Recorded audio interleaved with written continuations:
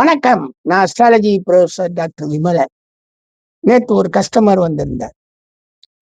அவர் லக்னத்துல குருவான். ஐயா, உங்களுக்கு லக்னத்துல குரு இருக்கு, நீங்க மட்டன்லாம் சாப்பிடக்கூடாது. மட்டன் சாப்பிட்டா உங்களுக்கு எல்லா காரியமும் கெட்டு போயிடும். குறிப்பா கோழி சாப்பிடக்கூடாது, உங்களுக்கு காரியம் எல்லாம் கெட்டு போயிரும்னு சொல்லி ஒரு பரிகாரமா ஒருத்தர் சொன்னாரா. ஏங்க, இதெல்லாம் கேவலமா இல்லையாங்க? ஏங்க, மனிதனுக்கு அவங்கவுங்க விருப்ப உணவுங்க. சைவமாகவும் அசைவமாவும் மாறி வாழ்றது அவங்க விருப்ப உணர்வு. சைவமா நம்ம இந்தியாவுல ஒரு குரூப் மட்டும்தான் சைவமா இருக்கும். இந்தியாவுல வாழக்கூடிய கிட்டத்தட்ட 10% குறைவாகத்தான் சைவம், மீதி எல்லாம் அசைவம்.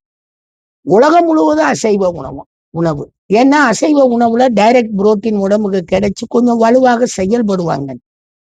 இந்த ஜோசியம் பாருங்க, எவ்வளவு கெட்டு போய் கேவலமா நிக்கிது பாருங்க. லக்னத்துல குருன்னா சைவ உணவம். ஏன்னா அவர் அந்தனதான். அட பாவிகளா, ஜோசியத்தை கெடுத்து குட்டிச்சோறு பண்ணி வச்சிருக்காங்களேங்க. என்னங்க இது? லக்னத்துல குருவா இருந்தானே தனுசு லக்னம் 65 கோடி பேர், மீன லக்னம் 65 கோடி பேர், இவங்க பூரா 130 கோடி பேருமே சைவம் சாப்பிடுங்க, அசைவம் சாப்பிடாதீங்க, உங்க காரியம் எல்லாம் வெற்றியாகும் சொன்னா எவ்வளவு பெரிய புருடா பொய். ஜோசியத்தை பாருங்க. ஒன்றைய நான் பயல்கள்ட்ட எல்லாம் போய் பார்த்தா விளங்குமாங்க? நன்றிங்க. பரிகாரம் பாருங்க.